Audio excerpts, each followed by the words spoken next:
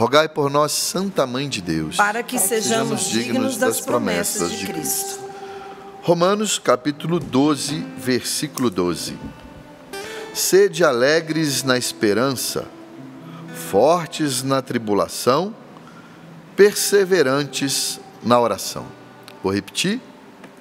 Sede alegres na esperança, fortes na tribulação, perseverantes na oração. Esse versículo, como a gente acabou de dizer, faz parte dessa campanha maravilhosa que o Clube da Evangelização aqui na Canção Nova promove para nós nesse final de ano. De novo, aí a pergunta, né? Você quer renovar as suas forças para chegar no final do ano, diferente do que a maioria chega cansado, no final do ano reclamando que o ano foi pesado, que está cansado, justo, mas nós estamos propondo a você, que você chegue ao final do ano com as forças já prontas, renovadas, animado, para duas coisas. Primeiro, para celebrar com toda a força e ânimo o Natal do Senhor, em dezembro.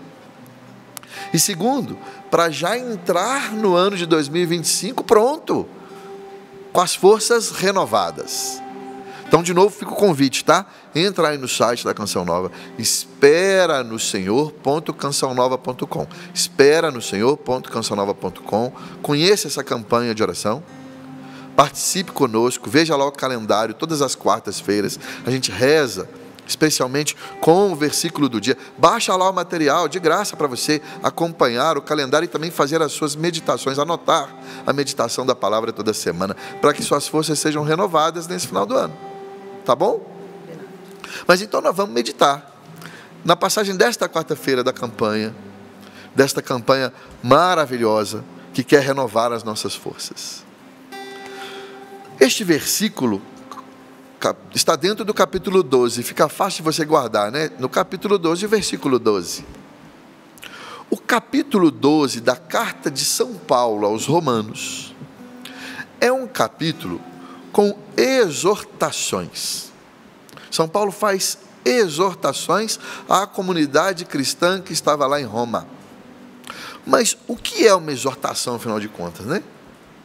Uma exortação é, ao mesmo tempo, um conselho.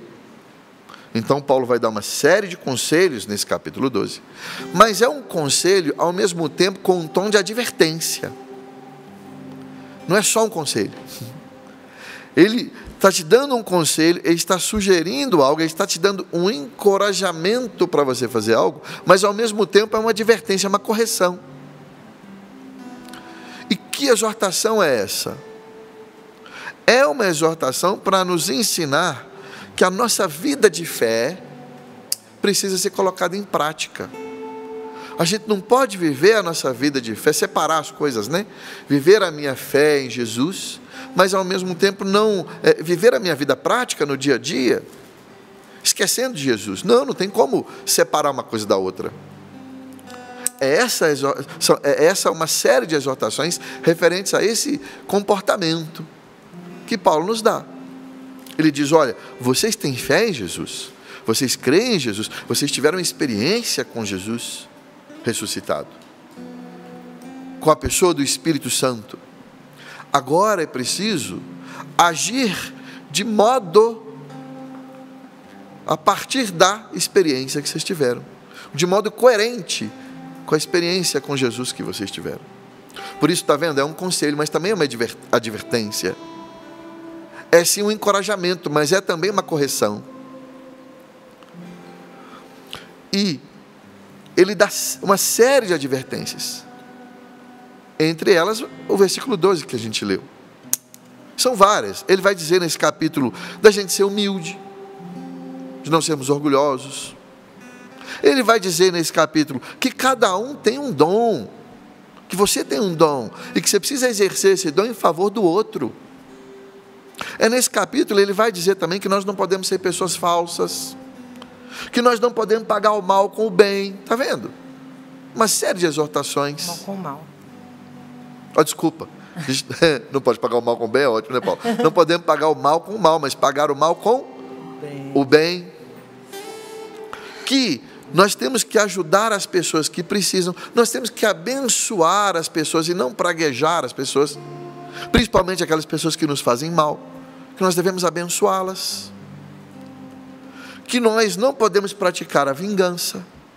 Uma série de exortações ele nos dá nesse capítulo 12. E dentre estas exortações está o versículo 12, que diz que nós temos que ser alegres na esperança, que nós temos que ser pacientes na tribulação e que nós temos que ser perseverantes na oração. É o versículo desta pregação. Então vamos entender, sabendo que nós estamos num capítulo com exortações várias, vamos entender essa exortação específica desse versículo 12, que são 3 exortações, mas elas estão no mesmo versículo porque elas estão ligadas. Primeira coisa que São Paulo diz: sede alegres na esperança. O que é ser alegre na esperança? É confiar num futuro bom. É confiar que as coisas vão dar certo porque Deus está conosco. É olhar para frente e ter esperança de que a vida vai melhorar, porque você confia em Deus. São Paulo diz também na carta aos Romanos: nós sabemos em quem nós colocamos a nossa esperança. Nós colocamos a nossa esperança em Deus. Por isso nós podemos olhar para frente e dizer: a coisa vai melhorar. Está passando por um momento difícil? Está passando por uma dificuldade? Está naquela fase, né, dos altos e baixos da vida, está na fase do baixo? Olha para frente, olha para o futuro com esperança. Com esperança em Deus, de que Deus te socorre, de que as coisas vão melhorar, que essa fase difícil vai passar. É isso que São Paulo está dizendo, de não perdermos a esperança num futuro melhor, de que hoje tem a tempestade, amanhã vai vir a bonança. Não podemos perder a nossa esperança, porque nós sabemos em quem nós depositamos a nossa esperança. Ao mesmo tempo ele diz: seja paciente na tribulação. O que é ser paciente na tribulação? É você não se entregar aos problemas, é você não se entregar no momento da dificuldade, é você não desistir no momento do sofrimento. Não desista. Por isso que você tem que ter um olhar de esperança para o futuro, porque senão, na hora da tribulação, na hora do desespero, na hora do problema, você se entrega e desiste. São Paulo está dizendo: não desista. Seja paciente nesse momento de dificuldade, porque você pode olhar para frente com um olhar de esperança. A coisa vai melhorar. A vida é assim, altos e baixos. Seja paciente na tribulação. E por fim, ele diz: seja perseverante na oração. Ser perseverante na oração é: busque as forças para esperar um futuro melhor. E para ser paciente na tribulação, busque a força na oração. É a oração em Deus, é contar com Deus através da oração, é perseverar na oração, é se manter firme na oração, que você vai conseguir viver os 2 primeiros conselhos que Ele te deu. Só com a oração que você consegue olhar para o futuro e ter esperança, e ter a paciência necessária enquanto você vive um momento de dificuldade. Quem te dá forças para isso é Deus, através da oração cotidiana. Por isso a perseverança. Não é rezar uma vez e pronto. É se manter firme na oração. Nos momentos de dificuldade, nos momentos de sofrimento, nos momentos de tribulação, como diz São Paulo aqui. Se mantenha firme na oração, porque ela vai sustentar você no momento da tribulação, e ela vai te dar um olhar de esperança para o futuro. Vai te mostrar que a luz no fim do túnel, não é assim que a gente diz? Vai te mostrar isso. Por que a gente precisa viver dessa maneira? Para a gente entender, aí eu vou aproveitar o lançamento do livro da Camila, para a gente entender que a vida é assim. A vida nossa aqui nesse mundo, ela não é perfeita. A olhos humanos, a nossa vida não é perfeita. Os desígnios de Deus são perfeitos para nós. Mas a olhos humanos a vida nossa não é perfeita, porque ela tem altos e baixos, ela tem tribulações. Mas nem por isso ela precisa deixar de ser feliz. Nós podemos ser pessoas felizes mesmo nas tribulações.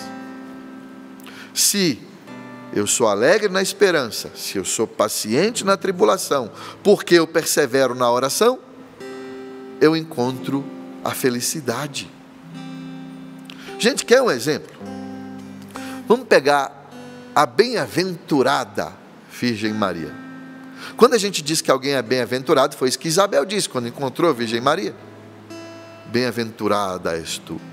Quando nós dizemos que alguém é bem-aventurado, nós estamos dizendo que aquela pessoa é feliz. A Virgem Maria, então, nós sabemos, está proclamado isso na Sagrada Escritura, a Virgem Maria é feliz. Agora, a olhos humanos, a vida dela foi perfeita? Aquilo que a gente entende como perfeição, a olhos humanos, perfeição é o quê? É quando dá tudo certo, não dá nada errado, não tem problema, não tem tribulação, não tem dificuldade. A vida da Virgem Maria teve tribulação? Teve dificuldade? Desde a gravidez, ué. Ela teve que chegar para São José e dizer: estou grávida do Espírito Santo.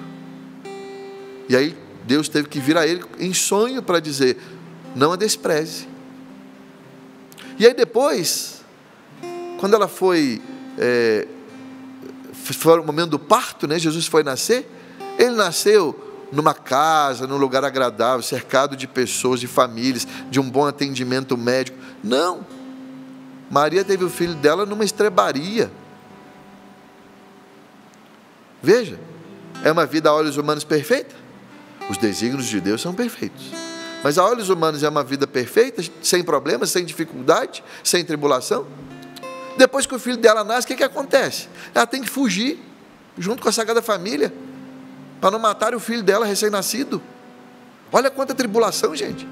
Olha quanto problema. Depois do filho dela já na vida pública, ela tem que presenciar o filho dela ser preso.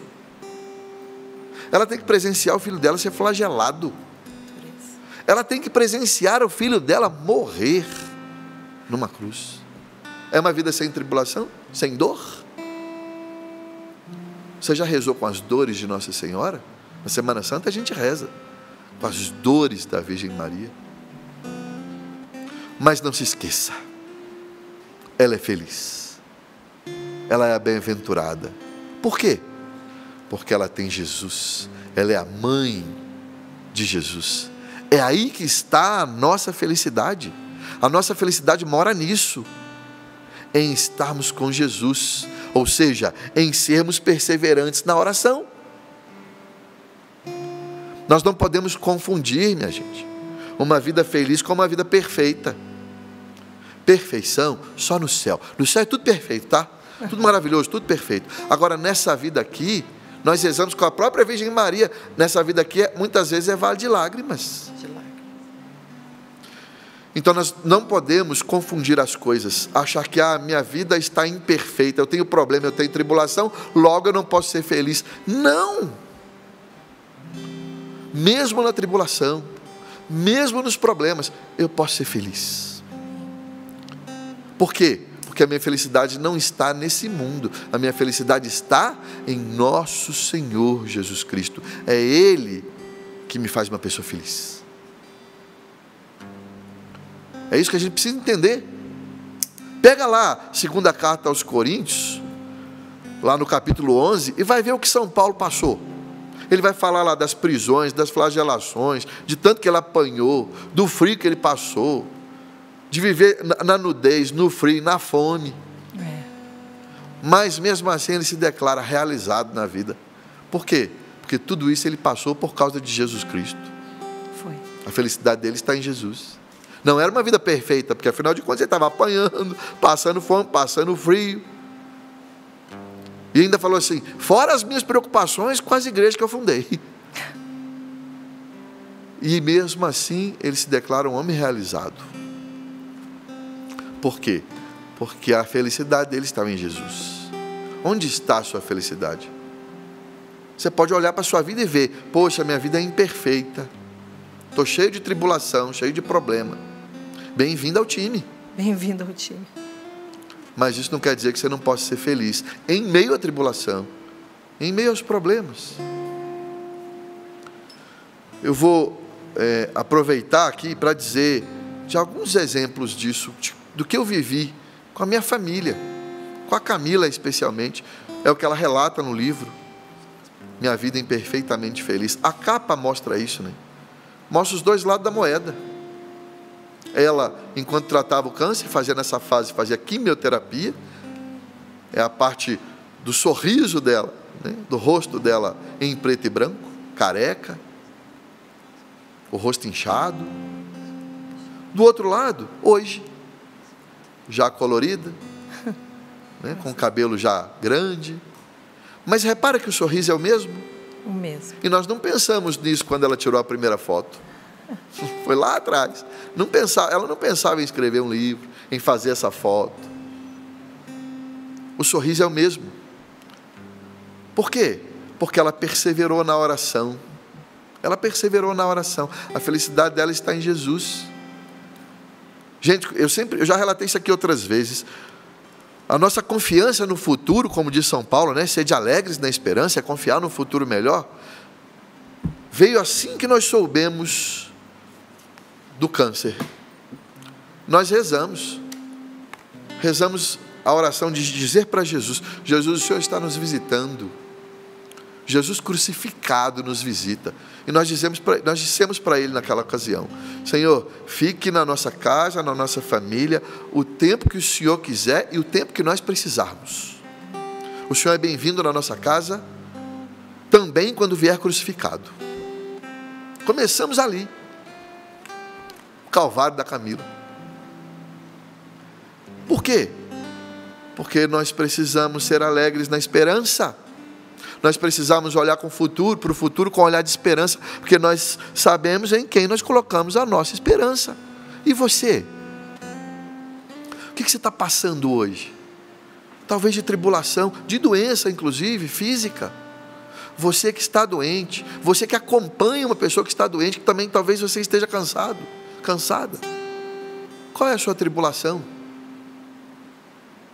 Qual é a imperfeição da sua vida hoje que te dói?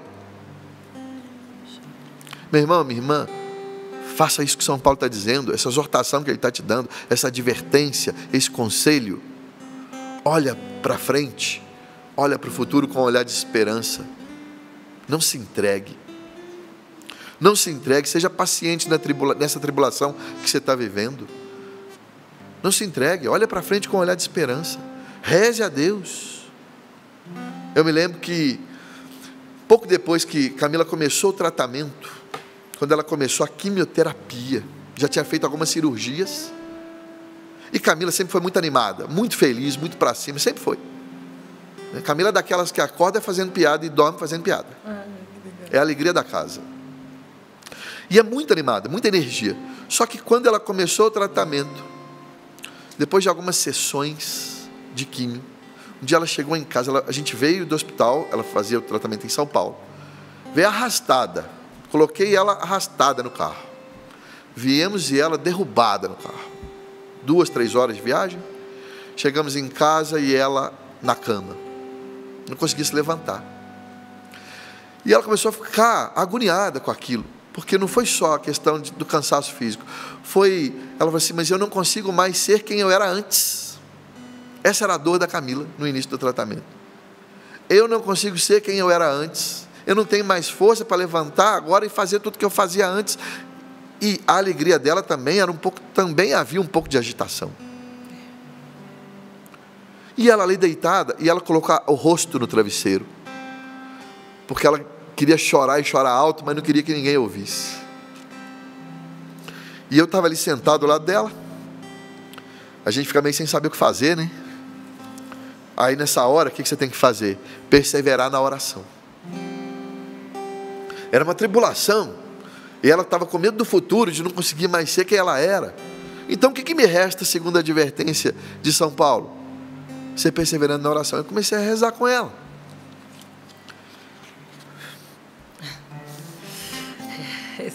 Desculpa. Aí me veio uma passagem na cabeça. Na hora que São Paulo viu Jesus, viu aquela luz, quando ele se converteu, e ele caiu no chão e ficou lá caído e cego. E a inspiração que me veio naquela hora foi dizer para Camila, falou: olha, você é como São Paulo que caiu. Você viu Jesus crucificado. Você caiu, você está caída agora. E está cega, porque você não sabe o que vai vir lá pela frente. Assim como São Paulo, você só tem duas opções. Ou ficar aí caída, deitada, ou se levantar para uma vida nova. Porque a vida lá de trás acabou. A vida de antes passou. Aquela vida agitada de, como São Paulo, e matar judeu para tudo enquanto, e matar cristão para tudo quanto é lado, como judeu, e dar espadada em todo mundo, e matar todo mundo, e aquela confusão toda, vamos perseguir os cristãos, aquilo acabou. São Paulo não tinha outra opção mais, ou ele ficava deitado ali, ou ele se levantava para uma vida nova, sem saber o que viria, porque estava cego.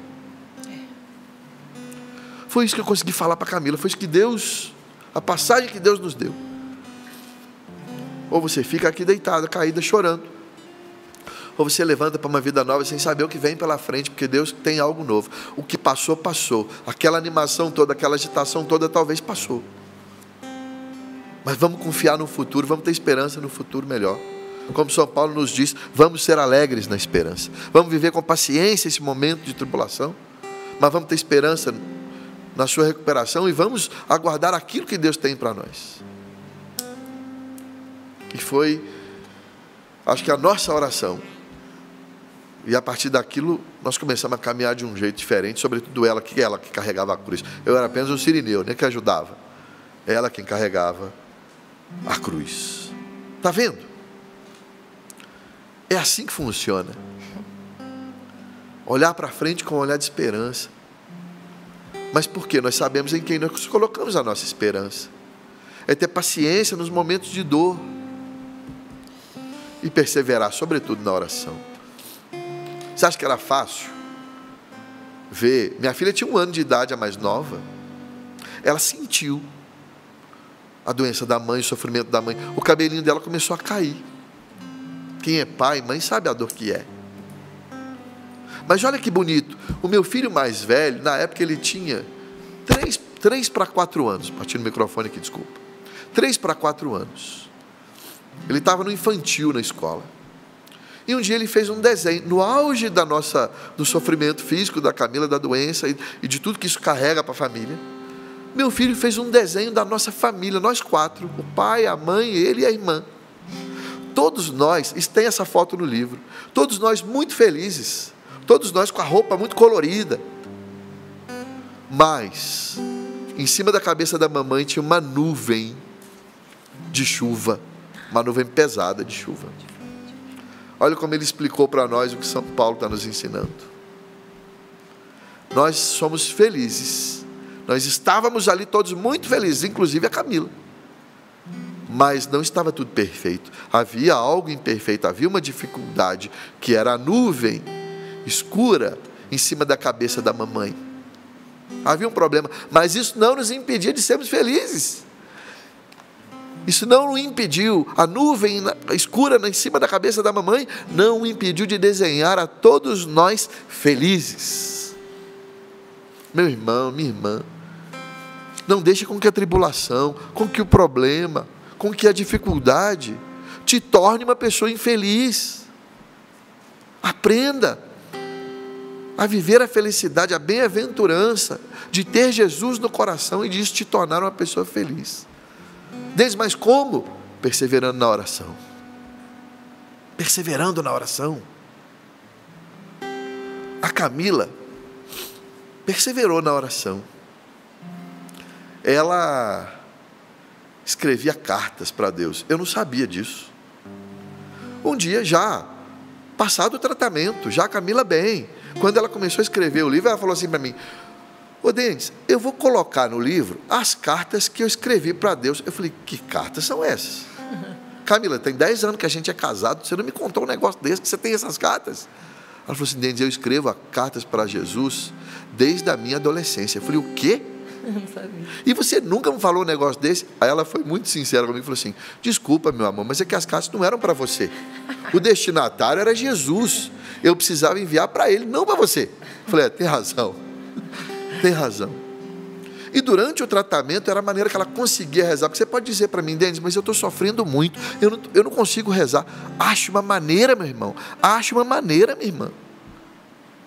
Tem tantas maneiras da gente rezar, né?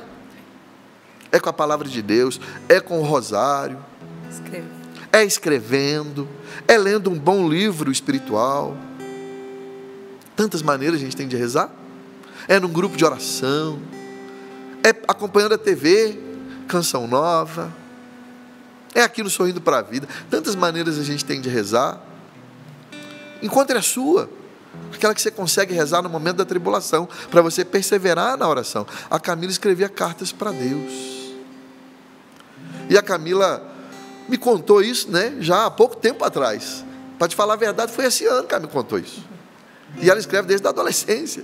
E ela me contou que quando ela era adolescente, a mãe dela sempre ouvia Padre Marcelo Rossi no rádio. Padre Marcelo, um beijo para o senhor. O senhor ajudou muito a minha família, viu? Porque o Padre Marcelo ensinava as pessoas: se você não sabe como falar as coisas para Deus, escreva cartas para Ele. E aí Camila pegou aquilo, na adolescência, já é uma fase difícil, e falou: eu tenho coisas que eu quero falar para Deus. E começou naquela época, desde aquela época, escrever cartas para Deus, quando ela não conseguia rezar. E isso veio na vida dela toda. E durante essa fase, ela disse: foi assim que eu consegui rezar. E o mais bonito é que ela coloca as cartas na íntegra no livro. E aí é uma experiência, para mim, foi maravilhosa, porque quando você lê a carta, não é uma coisa que ela escreveu agora, lembrando do tratamento. Você sente o que ela estava sentindo na hora que ela estava vivendo aquilo, as fases que ela viveu. E ela escreve as cartas para Deus. Uma das cartas mais bonitas, eu acho que é a penúltima, eu não vou ler aqui, mas ela fala assim: eu não sei o que vai ser, está vendo? É a esperança no futuro. Eu não sei agora, Jesus, que terminou meu tratamento, eu não sei o que vai ser. Se eu vou viver muito tempo? Não sei. Se eu vou ver meus netos? Não sei. O que vai ser daqui para frente? Não sei. O que eu sei é que eu não quero te perder de vista. Eu quero ter sempre o Senhor diante dos meus olhos. Essa é para mim uma das cartas mais bonitas. Tem a carta na íntegra no livro. Sempre que eu leio essa carta, por isso que eu não quero ler, porque eu me emociono. É linda. Porque é se entregar de fato nas mãos de Deus. É confiar que Deus tem sempre o melhor para nós. Por isso a gente tem que ver este versículo com muito carinho. A gente tem que olhar para frente, ser alegres na esperança. Tenha confiança no futuro, meu irmão, minha irmã. Não sei o que você está vivendo agora. Não sei o que foi do seu passado. Às vezes o presente está até bom, mas você ainda está sofrendo com coisas do passado. Ainda te doem coisas que você viveu lá atrás. Ou talvez o seu presente esteja duríssimo. Meu irmão, não perca a esperança. Minha irmã, olha para frente e veja a luz no fim do túnel. Saiba em quem você colocou a sua esperança. Tenha esperança na vida de que as coisas vão melhorar, de que as coisas vão sair do baixo e vão para o alto, que a tempestade vai passar. Se você está vivendo hoje um momento de tribulação, a dificuldade, o sofrimento, tenha paciência, é o que nos diz São Paulo. Seja paciente nesse momento de tribulação. Não deixe os problemas te afogarem, te sufocarem, mas diga para você mesmo, segura aí na mão de Jesus e diga: eu sou feliz mesmo no momento da tribulação, porque eu sei em quem eu coloquei a minha esperança. A minha felicidade está em nosso Senhor Jesus Cristo. E persevere na oração. Não sei como você vai rezar, não sei, se precisar de ajuda, peça ajuda. Conte com a nossa ajuda. Conte com a ajuda do sistema Canção Nova de comunicação. Se você não consegue rezar sozinho, ligue a TV, ligue o rádio, a internet, reze conosco, aqui no Sorrindo para a Vida, e também ao longo da programação. Reze do seu jeito.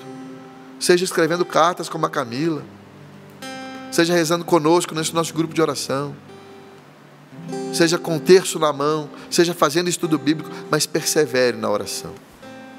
Porque é esta perseverança na oração que vai fazer você enxergar essa luz do fim do túnel e que vai fazer você enxergar que você encontra a felicidade mesmo nos momentos de tribulação. Louvado seja nosso Senhor Jesus Cristo, para sempre seja louvado.